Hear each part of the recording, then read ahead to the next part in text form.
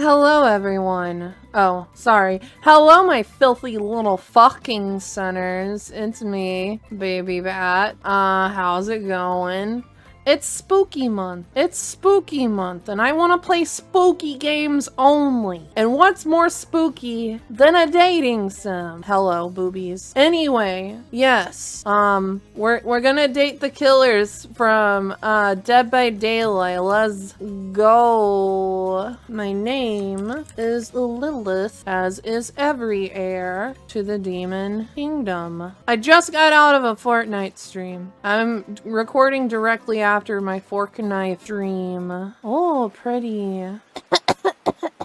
You wake up on the beach soaking wet, salt water stinging the inside of your throat as if you'd nearly drown. Water falls from your mouth as you open it to gasp for air. You have no memory of how you got here. In fact, you can only remember your own name, but not where you came from or a single fact about your life. What you do know is that despite the outrageous beauty of the landscape around you, you feel incredibly sick to your stomach. That was my fake cough. Was it good? Wow, really went down the wrong pipe, huh? You need a minute, or can I go on? Because I can give you a minute. We got plenty of time. Endless time, really. An eternity, if you catch my drift. Whoa, not now, Ocean. Sorry, Lilith. May I continue? Please, go on. Okay, then. As I was saying, you look down at your feet, ankle deep in the crystal blue water of a newly arrived wave. As the water recedes back into the ocean, it reveals a grotesque discovery. Oh, a decomposing face stares up at you from beneath the sand. All you can do is vomit a stream of dark bile, bugs, worms, and other ick. Questions race through your mind. Where are you? How did you get here? Who is behind this incredibly charming and well-spoken voice in your head? Answers don't come easily. Your mind is completely blank. What will you do? Dig up that fae! You brush the sand away from the half-buried human head embedded in the ground before you. Oh, gross. It has a thing in its mouth. There is no body, just this head. As you pick it up, flakes of skin fall to the ground. The jaw falls open, revealing a gold coin sitting in the rotting tongue of this poor, dead soul. Getting your hands dirty, I see. I like that. You're take charge type. Is the ocean trying to fuck me? I mean, you know, I'd be down. You examine the gold coin briefly, happily distracted from what has otherwise been an extremely confusing morning. The sun beats down on you, drying your clothes. You check your pockets, but they're empty. Plenty of room for a gold coin. A gold coin, you suppose, and so you deposit it. Well, that's a nice coin you got there. What if you were to spend it right now? Look, I'm gonna level with you here.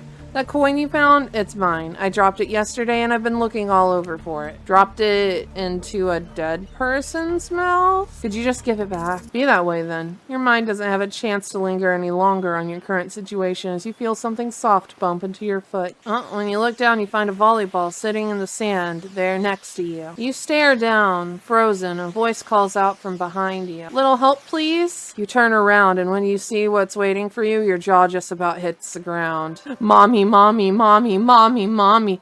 Daddy, daddy, daddy, mommy, mommy, and more daddy. Holy shit. Four gorgeous monsters stand halfway between you and a well-tended volleyball court. Each of them oozes with undead energy, a magical aura reaching out and penetrating you. Please do it. Penetrate me. Via your eyes. Your heart begins to race. Curiosity, fear, desire. You can't help but to stare at these casually dressed. Let's call them killers. I don't know. Not to be judgmental, but that's just the energy that they put out there. So many competing feelings rush towards your mind at once and your loins that you are completely paralyzed. There are weird days and there's this. All you can do is look down at the ball and back up at this monstrous lineup of, well, literal monsters. Sexy ass monsters. What do you do? Toss it back. You bend down and grab the ball. It's warm from sitting in the sand on this beautiful day. When you give the ball a toss, it arcs beautifully through the air and lands right in Huntress's hands. Mommy, please crush me between those fucking thighs, mommy. Not bad, stranger. I love you. The Huntress's muscles ripple as she grips it in her hand. You look her up and down and consider what it might be like to be held tightly in those strong arms. Warm, perhaps. Maybe a little sweaty, but that's okay. It's natural. Try hard much? Ugh. They're speaking directly to you, but you still can't bring yourself to reply. You're in trance. When you snap out of it, you realize that everyone has gone back to the volleyball court. Alone again, you look across the beach at these strange residents who casually bat volleyball back and forth, happily ignoring your intrusion into their private beat. Could you be frightened, worried, excited? I did refer to them as killers, not to give too much away, but at the same time, damn, they're good looking. They are looking very appealing in their own way, and nobody so much as lifted a blood-soaked finger in your direction. Don't be scared, Lilith. You were made for this. I'm gonna turn the music down a little bit. Just a little bit. Well, geez, if the spooky ocean voice says not to be scared, I'm sure it's all gonna work out. With no good reason not to, you decide to head over and see what happens next. It seems like you've derailed the volleyball game just by showing up. You derailed the game just by showing up, nitwit. And I guess you're also a nitwit. Look, it's best to just go with what Trapper says when he says it. That's a policy I hold for pretty much anyone who always seems to have fresh blood on their hands. Hey, don't worry about it. It's just a game, existence, that is. Besides, you seem a lot more interesting than any silly game. What's your deal? What brings you here? You mean they're here to do more than distract me from my total domination? That was Wraith. That sign meant he was done with the game too. Either that or he saw a butterfly or something. Look, I don't care why this slack-jawed moron is here. I just want to know, can I kill them or not? You know you can't. At least not yet. Mommy. Oh yeah, not yet. Hey Lilith, you might want to, you know, say something. Actually, never mind. There'll be plenty of time for that soon enough. Right now, this group has some questions for you. But be warned. Answer quickly and answer well. This is a timed quiz, and it will be very important later. Very important. Or not important in any way whatsoever. Probably that one. I can't remember. How attractive would you say you are? That's what you think? Very attractive? Compared to this? Trapper flexes and his muscles are so tight you can practically see the blood running through his veins. If you could have any superpower, what would it be?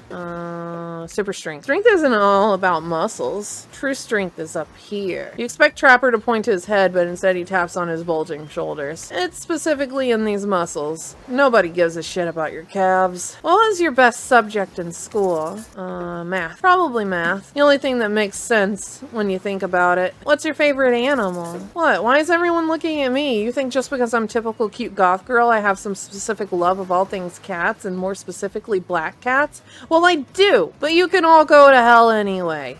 God, I feel that on a personal level. What's your favorite color? Blood red. Some call it the color of love. Love is just another word for pain. What's your dream job? Nightclub. Luring folks into the dark? Not just anyone can do that. Best flavor of ice cream? Vanilla. My favorite flavor is pain. Mine is vanilla, swirled with pain. I think mint chip is the greatest flavor ever conceived myself, but enough about ice cream. Am I right? Hold on a second. This reminds me. I am right. Always. It's a lesson you should learn before we go too much further. Do what I say if you want to survive. Pick mint chip. We're teaching lessons now, narrator, you rascal. Kill or be killed is the rule of this island, even for faceless voices. Tell me, what's the best flavor of ice cream? You got a reading comprehension problem? I just told you to pick mint chip. Mint chip is a fucking abomination to ice cream. You almost bought yourself a game over there, buddy. That's right, I can end your life whenever I want to. I'm in control, so don't you forget it. If I say you like mint chip, you lie. Now try it again. What's the best flavor of ice cream? Vanilla. A rebel, eh? Not in my dating sim. You have to understand, it feels very good to end someone else's game. You should try it sometime. Seems like you've okay. I am very attractive. Super strength. Blood red. Honestly, not working at all. Takes a lot of courage to break free from society's expectations to climb the ladder. Only she can spin laziness into some kind of grand crusade. These damn millennials. Hey, fuck you, Trapper. I'm Gen Z. Best flavor of ice cream? Vanilla. Fine, mint chip. I think you're gonna do just fine. Anywho, Now that they know so much about you, I'm sure the group wants you to start getting to know them. I'm Trapper. I pretty much run things around here. I'm the smartest, richest, strongest person on the whole island. I don't like losers. If you want to know what a loser is, say hello to Wraith. Hi, I'm Wraith. I'm nothing like everyone else. I like nice people and loathe big dumb idiots. Hey, what's up? I'm Spirit. I don't like most things. I don't really hate most things either. It's not worth my time. But the things I do hate, I really hate. You know? Based on my personal observations, life is nothing but suffering, and society is a carefully calculated lie to keep everyone subservient to those in power. It's better to choose to just not take part. Jeez, it's like she was downright murdered by society. She hates it so much. I mean... Oh, wait. I'm remembering Spirit's story now, and that's almost exactly what happened. Hey, I'm Huntress. Don't let these bummers get you down. There's lots of fun to be had on this island, along with lots of love. Yeah, there is, if you know what I mean. No, could you elaborate? Girl, what body? I've explained this 1,000 times. I'm dead, but I'm not a literal ghost. I just create a trail of fog. I'm not made of it. Whatever, fog body. That's not nice. He's not nice. You love it. Only sometimes. You really? That's disgusting. That's why she likes it. Don't speak for me. I also hate it. Stop speaking entirely. Actually, for the first time ever, I agree with Wraith. Let's move on. Otherwise, they'll do this all day. Besides, if I know this crew, and I do, they'll want to show off soon enough. If we're done playing, let's do something else instead. Well, for once I actually agree with the meathead. I say we go to my yacht. It's the massive boat docked nearby. I'll give everyone a taste of true luxury and power. Wraith rolls his eyes. Don't mind him, he just hates fun and happiness. No, I hate the endless, desperate, soul-crushing pursuit of wealth, the way it's flaunted needlessly, and the cruelty it engenders. What about hanging out by the pool? I find the water calming, simple, beautiful. Hey, what about our volleyball game? We can exercise and have some fun as a group. Are you serious? There's a perfectly good lounge to chill at right here. I'm tired, and besides, I hate being in the sun. Should I fuck the Huntress first or the Spirit? The Spirit is my favorite. To kick up your feet, look out over the ocean, and relax on your own terms. Who would want anything else? Dry, comfortable, enjoying a cool drink on a hot day? It's the best. I mean, what kind of fool, what kind of monster, what kind of mask-wearing psychopath would finally be granted a break from the constant grind of chasing down and fighting to get ahead, and then choose to exert themselves in, quite frankly, any way whatsoever? Why am I the only one that gets it? It's time to stop living by their rules. I won't do it any longer. Yeah, we should probably give her a second to calm down. Oh shit! It's the boys! It's Claudette and Dwight. Hold on, for just one moment. This is Dwight and Claudette, our activities coordinators. They're also the cooks, waiters, bartenders, janitors, and every other job. They're the only help remaining on the island. This place we call Murderer's Island. Cue dramatic musical flourish. None of the others survived.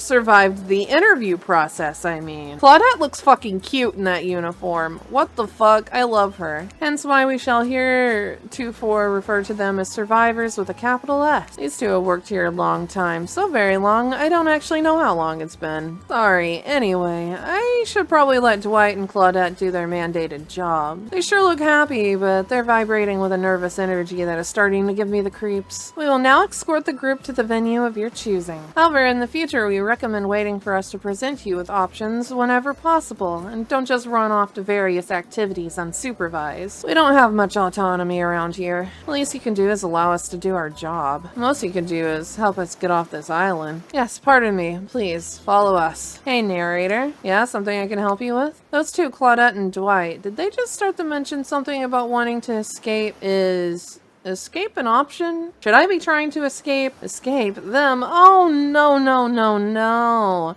I think you're mistaken. It seemed like Dwight was asking for help to get off this island, though. Alright, that. Yes. That's true, he was. But he just meant that he wants to get to the other vacation island getaway, a couple miles south from here. It has a much fancier accommodations than this island. It's one of those big corporate outfits, quite exclusive, where all the famous celebrities hang out. Very luxurious. Doesn't quite have the charm this island has, though. Trust me, you wouldn't want to go there. With all that money comes a lot of restrictions. This is where you belong. Now, off you go. It's time for an activity. On this island, your decisions matter. Mostly. When I agree with them. Not like that other island. So what'll it be? The lounge. Hi, Zoe. Zoe's here. Finally, freedom from this the preposterous premise that the four of us would be engaged in some sort of thrilling two-on-two volleyball match. Spirit looks at you from beneath her gigantic sun hat. She takes a conspiratorial tone. I don't know whose idea volleyball was in the first place, but I hate them. I tried to feign a sprained ankle, but everyone already knows that I technically float all over the ground, so nobody believed I was even putting any pressure on my joints in the first place. And I tried to annoy everyone by not giving a crap, and when that didn't work, I tried whining, and when that didn't work, I threatened to kill every single person on this island. But it turns out that I'm not the first to toss those kinds of threats around on the island. So thanks, I guess, for getting it called off. Are we threatening to end each other again? Now it's Dwight who takes a conspiratorial tone, his eyes shifting as he slips into a loud whisper. Please, just make it quick. Is what you'll be saying when we get behind the bar to make you a drink of your dreams. Ha ha, hilarious, right? Right, Dwight? Yeah, right. So what'll you be having? I want a sangria.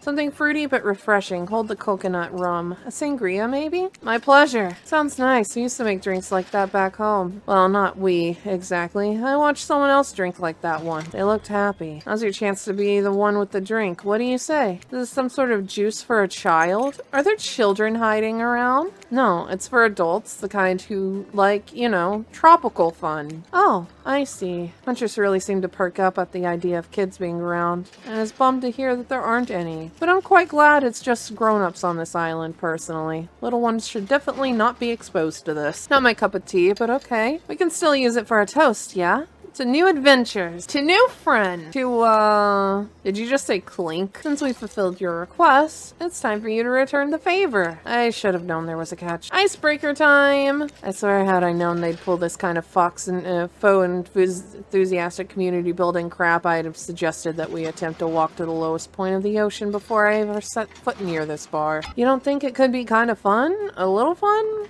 Never mind. I hate it. This sucks. But it could be fine, or whatever you say. Has anyone seen my hat? I've literally never seen him in a hat. If we must make small talk, I'm at least picking a topic before we end up being forced to do some lame improv game that nerds learn at their non-sports after-school activities that I definitely never did, because I'm no nerd. Methinks a certain someone doth protest too much. Sitting here on this beautiful sunny afternoon, warm sand beneath the cool fog beneath my severed feet. The topic I choose is books. Novels, comics, fictions, or none. Reading is the only real escape from the inescapable horror of life. The escape into your own mind. A groan rolls through the crowd. Not a lot of readers here, I'd imagine. Based on that response, they were much more enthusiastic about drinking. Consider the situation we're in. It seems appropriate time to ask you. Lilith, what's your desert island book? The one book you'd bring with you if you were, well, on an island like this. Oh, and it has to be classic horror. For reasons that should be obvious. She means because this is an island of horror villains, and also those books are all in the public domain. Nothing too modern. Humanity has really gotten soft these past 100 years. So what's your favorite? Dracula. Dracula is one classic that's still scary. To be seduced by some beautiful stranger only to learn later on that they're an immortal villain? No, I'd still be into it. I would still very much be into it. It's downright thrilling. Well, I guess, but I was gonna say that despite the deviant behavior of Dracula and the threat of possible danger or even death that he poses, you can't help but get turned on by the liberation from the status quo that he represents. Yeah, actually. So, what if some old doctor says he's a bad boy? You're supposed to reek like garlic and sleep alone? Who did they think would buy into that? If you're going to be trapped in the nightmare that is undead life eternal, which I know a little something about, you could do a lot worse than great clothes, a castle, and a lover who doesn't take shit from anyone. The scariest part of Dracula is thinking that no one will ever be quite as interesting to make love to as a vampire. Enough about these old stories that belong to someone else. I think it's time to make up some new stories of our own. Before you know what's going on, Huntress is waving an empty vodka bottle in the air, a devilish twinkle in her half-mask covered eye. Might I suggest something a little naughty? Oh my. Let's all get in a circle and spin this bad boy. Trickster's here? You can't. He isn't romanceable, though. You can't just dangle him in front of me like this. Great idea. Trickster, isn't it a bit late to introduce a new character? I thought I was the one that gets to make the rules, so I'm not sure who I'm asking. But I wasn't ready for this. Well, hello there, and who is this new fan in the waiting? Beat it, hack. I don't know what's the harm in inviting one more person to join a circle for our game. Oh. I can't stay. I was just saying it's a great idea, while also teasing the secret trickster ending. Oh, there's a trickster ending. I've got much better things to do than hang out here. I'm famous. Toodaloo. I hate him. I also hate him in Dead by Daylight, but also he's hot. The rules are simple. First you spin, then you swap spit. Oh, let's be clear, this ain't a peep show. We're here to have a good time, but in a classy way. All makeouts will happen out of view of the public, real romantic like. Yes, romance is the goal. So we'll all be waiting here in complete silence, trying to listen in and use our imaginations while you make out on the other side of the bar, but not watching. Like adults. Romantic, well-adjusted adults. Lilith, you're up. Oh no. Minigames consist of two parts. On top, a pointer which rotates in a clockwise direction. On the bottom, a target you're going to be pointing at. Here's the upcoming minigame is a special minigame, perfect for the less coordinated because there is no winning or losing. Well, not technically. Wherever the pointer stops, that's your result. I suppose if it doesn't stop where you want it to, that's a bit like losing, but no one has to know if you don't tell them. I'm ready. Spin the bottle to see who you're gonna smooth. It's like you actually have to spin multiple times to get your real results. Oh. First to get to 3 times is your true match. That's how we play hardcore spin the bottle. No, Huntress. Okay. Put me in spirit of, bonded. Ooh. Just this morning you were waking up on a strange beach, surrounded by strangers with murderous intent. Now you're looking across a beach towel at Huntress, lust in her eyes. Oh God. We're gonna kiss Huntress. Sweat glistening on her skin. Your heart races. You can feel your pulse pounding in your ears. Huntress takes you by the hand and you sit face to face at a private section of the bar. She begins to reach for you, putting her hands on your shoulders. You're sweating, but not in a sexy way she is. You're sweating in the gross way that you'd sweat at the interview for a job you're not even remotely qualified for. You don't know what to do. If you try and lock lips in this state, you might gross her out so completely that she'll never be able to look at you romantically again. I'm sorry, but I can't kiss you right now. What? You're relieved, but also maybe a little bit hurt. It's not you. Well, it is you, but in a good way. I think you're great. Maybe too great. I don't trust easily. And I'm afraid of what it might mean to connect to you so early. It's not that I don't want to. I just don't think it's the right thing to do right now. No, I totally understand and don't feel disappointed in the slightest. Amazing. But also understand this. If you tell anyone I got so soft, I'll break you in half, gay. Please break me in half. I want you to break me in half over your knee.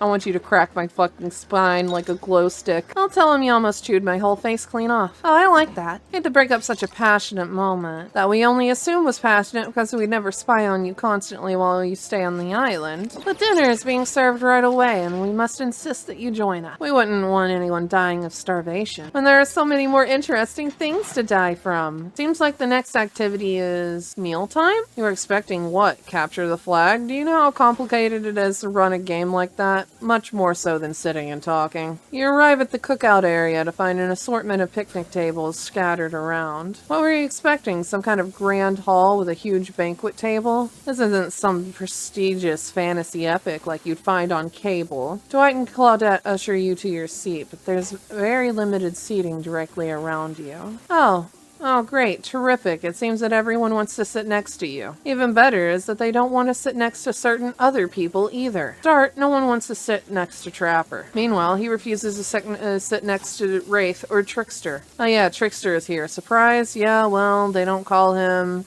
Expected Stir. Even I get nervous around crowds of killers. And my whole shtick gets a little flustered. Hey there, you're looking good, Lilith. Real good. You can't be here doing this to me, sir. It's already weird enough whenever you're laughing maniacally behind me and pelting me full of knives, and you know I'm scared because you're gonna kill me, but at the same time I'm sorry, I got lost in his, no, you can't be doing the things that you do to me. And we literally can't let Huntress and Trapper sit together. No, seriously, their arms are too big. They can't fit at the table if they sit side by side. Look at this.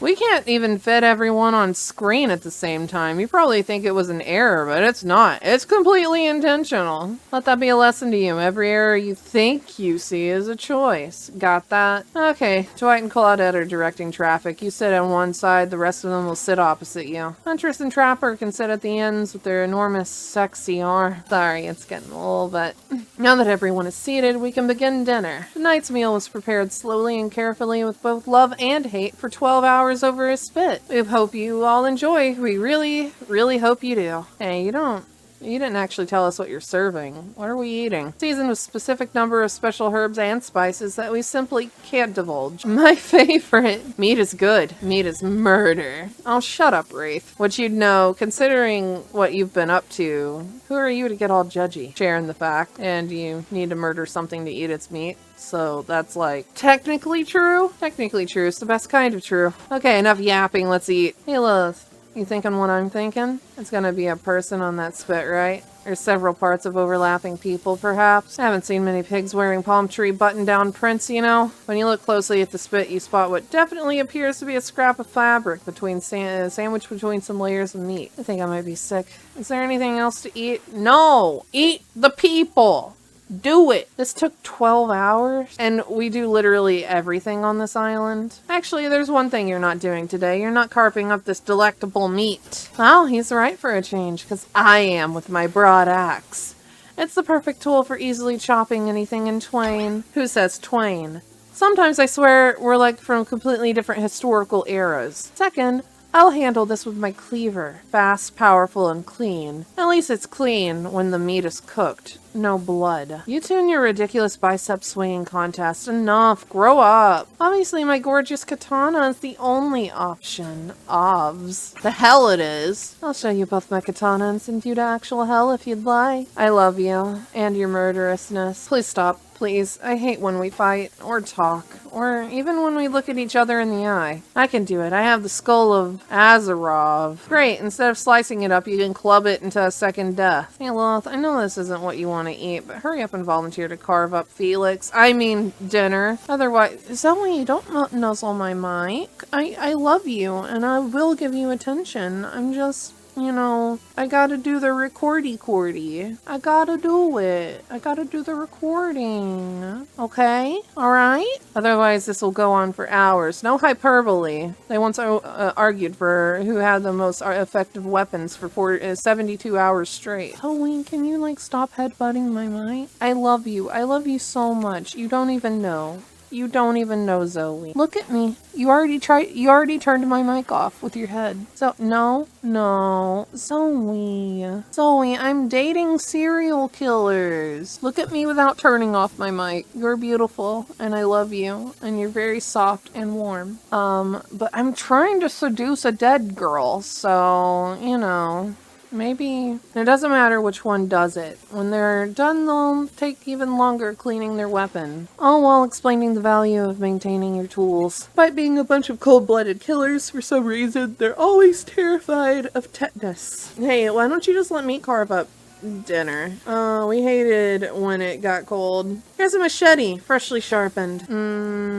Press spacebar to stop the pointer. Land on the start of the target area, not the end. Zoe! Ah, Zoe! You're ruining my chances with murderers. Okay, at least you tried a little. Sometimes trying a little takes a lot of effort. What the hell was that? You ruined dinner after swinging. So your swinging was so poorly aimed that you hacked it to pieces. The bad kind of pieces too. I hope you're drunk. Dinner is finally served. For real. The sounds especially coming from the masked killers while they eat, which involves lifting their mask and shoving food up behind them, are nasty. Spirit, meanwhile, doesn't even eat. She's the only one who seems to be really embracing being dead. They're all dead, right? This is obviously hell. I mean, come on. We're still trying to be mysterious here. You think mystery comes easy? Claudette and Dwight aren't the only ones who've been working their asses off to make this night perfect. Well, at least they're lifting their masks. This is only 99% as disgusting as it could be if they try to mash stuff through there. Spirit, why aren't you hungry? Two best things about being dead is not having to eat. That's only one thing. Think about it, Lilith. Number two is no number two. One less thing to think about in the afterlife. Even if I wanted to eat, I have no idea what would actually follow. You might have noticed, but I'm a bunch of dismembered body parts floating in a spectral form. Do you see how deep this cut in my abdomen is? I don't think my digestive tract connects it. Between the food and behavior of the group, this might be the worst meal in history. But even worse is they're staring at you. They don't like that. I think they want an explanation why. What do you want to tell them? Look at that seagull! Wow, have you ever seen a seagull that big? I haven't. That's incredible. Anyway, what were we talking about? Lame misdirect. Yeah, she's right, Lilith. Pretty lame. Own who you are. Never compromise. Don't you wash up on this island with didn't you wash up on this island with no memory of who you are and how you got here? Yeah, you did. Poor thing. You have no idea the last time you ate a real meal. And you've been standing in the sun. But the seagull, he just made a lot of good points. I swear. You're beginning to feel lightheaded. It waved at me. Maybe you need to eat to survive here. Either that or someone poisoned you. No, wait, you haven't eaten, so you can't be poisoned. Whatever the answer, you're clearly about to pass out. Oh, hey! It's me again. The ocean. Your friend, mentor, guide, narrator to the narrator. The ocean. Not sure how I feel about that characterization, but I'll allow it. I brought you here, and I might be the only one who can help you now. There's only one thing you must do to survive. You have to figure out why you're really here. No one can tell you. Not unless you follow the right path, or at least a right path. There's too many of those to count. Hopefully you'll pick at least one of them, as there are even more wrong paths. Many of them lead to your demise. Others lead to something even worse. Starting scene's over, having to fast forward back to where you were. I'm gonna save. For this place holds many secrets, even from itself. But the one that truly matters can only be learned if you answer the most important question. Why are you here? Why are you here? Answer that, and you'll learn the truth. The ultimate truth. Vague, mysterious. I gotta give it up to this ocean character. That's some quality early game storytelling. Hold on, I'm back. One more piece of advice. You've made many choices by now. Some of them I liked, some of them I did not. It's in your best interest to make more choices that I like. You wake up to find Spirit holding your limp body and gingerly pouring cool water into your mouth. Don't you just love the ocean at night? I love you.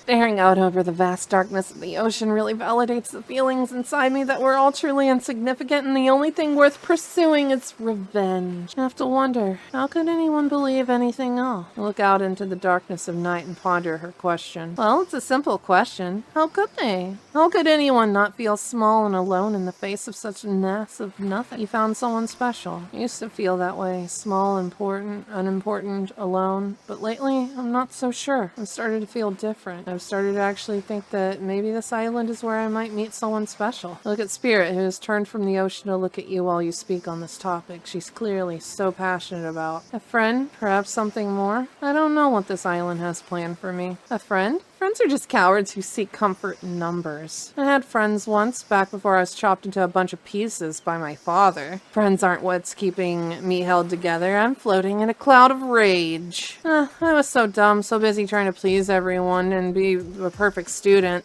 the perfect employee, the perfect daughter.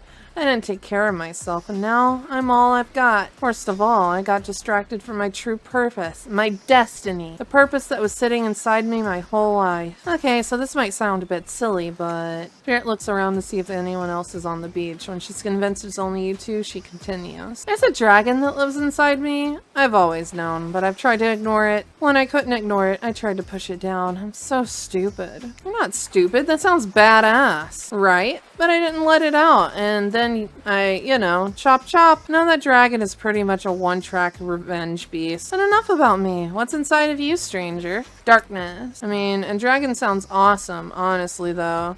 I don't feel like I've got anything inside me at all, just dark. And here I thought Spirit was the biggest goth on this island until you arrived. Hell yeah, that's my whole shtick, baby! Perhaps I could light a torch and search through that darkness. Just as things are really heating up, you hear a flurry of footsteps behind you and you quickly spin around, ready to fend off whatever new danger has popped up on this strange island. Only to find that it's Dwight and Claudette sprinting across the beach, clipboards in hand, which they're waving in the air above their heads. It's very important that we stick to the itinerary and attend each event as scheduled. Playing sick for cute flirt points was not part of this evening's activities. Hey, I wasn't playing sick. I passed out, okay? I didn't eat anything, and I didn't want to eat whoever that was. That's strictly slotted for after campfire storytelling.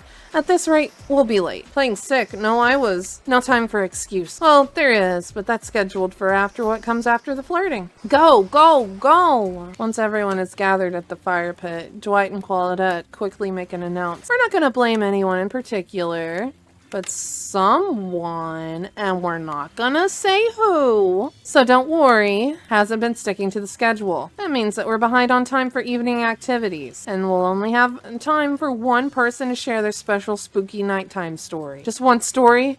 But story time is my favorite activity. This is a narrative-heavy experience. Telling us that only one person gets to share?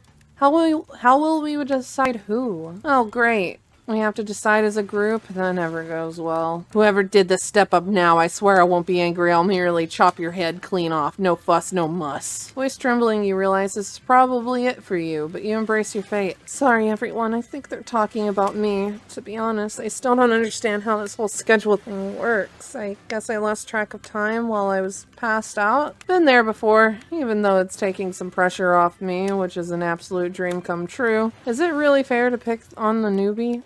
Seriously, has anything here ever happened on schedule, even once? Damn it, Donald, if you try to flex that authority gimmick on one more time, so help me, I'll snap your head off so quick, and then I'll drown you in his blood, Cynthia. Fuss and muss are back on. You two know I love to hack and slash and slice. We all know you love to kill. It's almost all you ever talk about. Nobody named any names. Who knows any names? Not us. I renounce my name. Who's Donald? Who's Dwight? Who even knows anymore? Call me nobody. But we still gotta get started on story time, so... Who do you think should go? Oh, damn it. That's a name. Spirit. I choose you, Spirit. Whoa, whoa. This entire experience is being carefully crafted to avoid an IP infringement lawsuit. Let's be careful with the catchphrases, will you? Really? You want to hear from me? Spirit huffs and dramatically rolls her eyes as she gets to her feet in front of the campfire. Don't let her talk you out of it. She's great with ghost stories. I don't know where she gets it, but she comes up with the scariest stuff. Seriously disturbing, even to me. And I literally pulled a guy's skull and spine out once with my bare hands. Talk about bullshit stories. If everyone else is gonna chit-chat, then I guess I can just sit down. And Huntress's eyes go red behind her mask, and both Trapper and Wraith take their seat. They know when it's worth fighting and when it's not. Well, I hate to break it to you, but tonight's story isn't scary. It's a romance. Too late now, though. I was selected, so I'm gonna tell my story. I call it The Prisoner's Kiss. You notice that Huntress and Wraith are both sharing a giant tub of popcorn. Nobody offered you popcorn. That's rude. It was a dark summer night. Warm rain seeped from the sky like blood from an old wound. Detective Hada, a celebrated investigator and renowned hostage negotiator, was called to the scene of a strange occurrence, unlike anything she'd ever seen before. When she arrived, the scene was chaotic. Crowds had begun to gather. A dozen other officers were doing everything they could to keep curious onlookers away. But how could anyone resist wanting to know more? For there, in the middle of a busy market, had appeared a giant box. Strange, alien in its appearance, and massive in size. No one knew how it got there. Was it delivered? Built on site? In such a busy area, how could something like this just appear? A mystery. It was as if conjured by magic. But this was no illusion. This huge box was very real, and someone was trapped inside. You opened the box, and I came! Ooh woo! Spirit pauses her story to look from face to face of each audience member. She has no expression, but you feel her vibrating with energy. She's in her element. Help me, cried someone inside the box. It was a man, terrified, trapped, imprisoned, his voice trembling. By now it was as if every detective in the city was there, looking the strange structure up and down, inspecting it on every side. It didn't make sense. There were no doors, no windows, no fasteners or seams. It was completely solid and much too heavy to move by hand. Solid, that is, except for a small, single slit, just enough to see the bloodshot eyes of the prisoner trapped inside. I don't know what happened. I woke up and here I was. I'm so scared. Please help me, cried the man as if pleading for his life. No stranger to tense situations, Detective Hada comforted the man. She used her training to calm him and buy time for the other investigators. However, time did not bring clarity, only anxiety, as the night dragged on with no progress in opening the box. And as the night grew longer, the seeping rain puddled on the ground. The man inside grew more desperate, more sad and lonely, more pathetic and in need of help. But Detective Hada was no help at all. Powerless to save him, guilt began to weigh on her like it never had before. Don't let me die in here, the man begged. Don't let me die alone. Stay calm, instructed Detective Hada. You're not alone. I'm here. Hell, half the town is here. We're all in this together, and we won't let this be the end of your story. Looking through the narrowest of passageways, Detective Hada watched her own reflection in the tear-filled eyes of the stranger, the strange, sad prisoner. Together they both wept in silence at the hopelessness of the moment. Promise? Asked the man. Promise that I'm not alone? Yes, she promised. I do. A simple pledge. She felt an instant connection like she had never felt before. Not to her family, not to her friends, not to any of the other hostages she had worked so hard to free before. And so when the man's eyes closed and backed away, it didn't scare Detective Hada, for she knew he would return. And he did, pressing his lips up to the narrow slit in this horrible puzzle box, repeating his questions again, steam flowing from his mouth as he asked, Promise that I'm not alone? Yes, she promised. I do, and pressing her palms against the cold outside of the box without truly knowing why, Detective Hada leaned forward and placed her own lips on the opening, letting her breath creep into the strange structure, allowing her warm lips to fall on the man. It was a gentle kiss, a moment of compassion she could feel in the brief contact of the beating of her heart, pulsing blood through every inch of her body, matched beat for beat in this soft touch. Thank you, said the man, no trace of fear remaining in his voice, and he backed away into the darkness, disappearing in a single moment of eerie calmness. Get back, yelled an officer, suddenly thrusting himself between Detective Hada and the box, breaking a silence that would soon be filled with a cacophony of whirring gears and clicking latches. A symphony of mechanical activity happening all at once. Something had triggered, as if an unseen lever pulled, and the side of the giant box began to slide open. Detective Hada gripped her flashlight tightly and pushed forward into the foggy interior of the giant box. Her feet splashed the puddled rainwater, her heart racing as she swept her light from side to side. That's when her eyes landed on the man, or at least landed on what should have been him. There in the corner of the box was a pile of pieces, like parts of a doll, almost pulled apart, or perhaps that's just how Detective Hada had to think of him in that moment to survive. A collection of segments, limbs, pieces, disconnected from one another, cleanly severed and placed in a neat little pile. And atop that pile, a head, cold, pale, eyes open, lips an icy blue. Spirit stares at the fire, her own expression lifeless, her lips blue. Tears fall from her chin and soak into the sand at her feet. You're blown away by the story, and it's safe to say you're not alone. Everyone else is looking into the fire, or up at the sky, anywhere but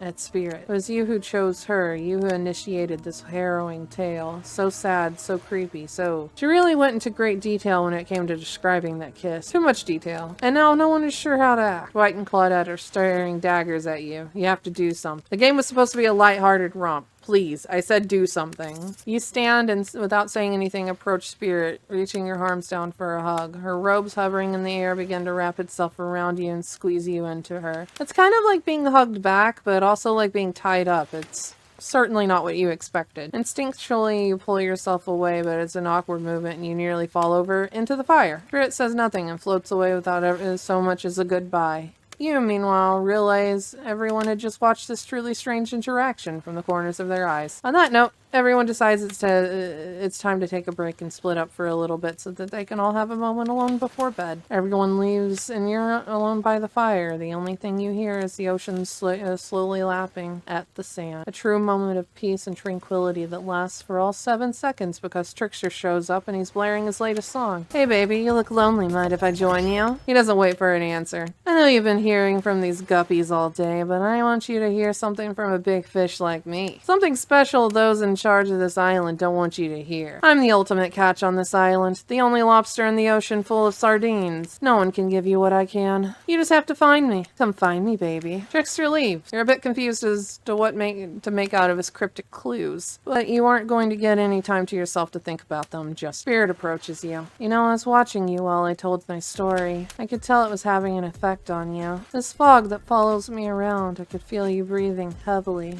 taking me in. You and I are both absolutely flabbergasted at that piece of information. Legit, you learn something new every day, even when you're a god. I mean a narrator. You're doing it again. Right now, you need to calm down. You should come to the hot tub with dipping in hot tubs with the Spirit. You've come a long way in a single day. I'm not saying you shouldn't follow her and offer like that. Just don't forget our little talk. You and the storyteller and your storyteller friend slip into the water. Just the right temperature for an evening dip. Plus, if some jealous shark comes along and manages to jump from the ocean into the pool, you're pretty sure your killer companion could handle it. I just want to be totally clear, even though that story bore some similarities to my life, it was not about me in any way, shape, or form. Not symbolically, not metaphorically, not in any other ickly. I believe you completely. Sure, you were cut into pieces in your life, and so is the person in the story. A perfectly normal coincidence. Sure, you're on this island trapped, one might say, in a most puzzling place. Also a completely regular coincidence. And sure, his lips were blue, your lips are blue. Really? You'd call this blue. Searching for answers, hoping to find revenge. Okay, so the similarities stop there, I guess. Coincidences. Sorry, the coincidence. Get this through your head, whoever you are. Samurai blood runs through my veins, or well, maybe it has coagulated by now. No need to sweat the details. Regardless, I'm a descendant of noble warrior. Thousands of years of training with bladed weapons preceded my entrance into this world. You know how many swords that is. A lot. You've got to figure that with that many sharp edges, a person is bound to get disconnected from a body part here and there. The truth is, and I wouldn't typically share this, so don't go blabbing about it, I dreamt that story, like watching a movie in my sleep. When I was a little girl, years before my father sunk his blade into my skin. I've never been able to shake. It's a very adult story for a child to dream. Do you believe me? I know we just met, but yes, I do believe you. The way you told that story, it clearly came from someplace deep. Who taught you to trust a stranger? You're going to get hurt if you don't learn to take better care of yourself. Now you've got me wondering, do I believe you if you believe her or not? And if I know everything, because trust me, I do know everything. Don't I already know the answer to my own question? About if I believe your answer to Spirit's question? Ocean air got me tripping. Sorry, I didn't mean to distract us both. What's important is that a certain corpse cutie floating in a cloud of magical mist might still be waiting for you to say the right thing and free her from her puzzle box. If you believe that she is the... Damn it, got me going again. Unfortunately, before you can follow this conundrum as to what will surely be a mind-numbing cycle of new questions, find a certain someone standing before you with a fresh towel ready to dry you off. Sorry, kids, but it's time for bed. What? I might be the youngest one here, but I'm no kid. I do, however, love being wrapped up in a fresh, clean towel. My mother used to help me wash my hair when I was young. She'd comb out all the tangles, tie a ribbon around it before sending me on my way. I miss her. Watch a spirit stares off into the distance, her hand gripping into a tight fist. She doesn't notice you're watching her at first. When she catches you looking, she turns away, roughly grabs the towel from Dwight, and pushes him and Claudette aside as she floats off. You head over to the campfire. The heat is comforting on this chilly night. Looking into the crackling embers, you think about Spirit's story about the prisoner in the puzzle box. If you manage to escape this place, will you leave with your life? Or has it already been taken from you, and it's just a matter of time until you make a gruesome discovery? Before you can dwell too much on your fate, Claudette and Dwight arrive. Now a familiar, creepy smile stretching from ear to ear. It's a bit menacing to see a smile like that by firelight.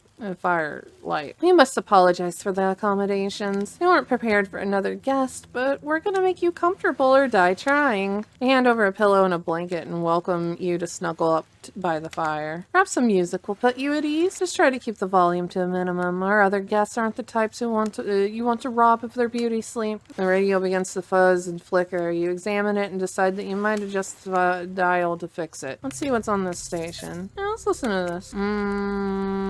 I don't hear anything. Oh, it's like them talking about the game. Oh, hold on. I like this one. No matter how many things you listen to, you still can't sleep. You decide to ask one of the killers to spend a little more time with you until you're sleepy. Ooh, Spirit. Spirit, are you around? I was wondering if I could get a little company. Spirit tells you her secret for falling asleep when she's feeling rested. I like to listen to flute music, dab on some essential oils, and steam my pores. Even the dead like to relax. I don't really have any of those things around. Your spirit reaches out and presents you with a unique item. It's a small comb carved from bamboo. Guess you could hold on to this. It was a gift from my mother. I will want it back though, and if you lose it, well, you'll get your revenge on me if it's the last thing I do. Finally start to feel sleepy, except maybe this isn't really a sleepy feeling. Maybe you're paralyzed. You try to keep your eyes open. Darkness overtakes. Dark voice from earlier speaks to you again. It shouldn't still be as spooky. By now you had a whole day of strange voices in your head. But this one is still undeniably odd. The human body is made up of 60% water. Did you know that? Of course you did. Everyone knows that.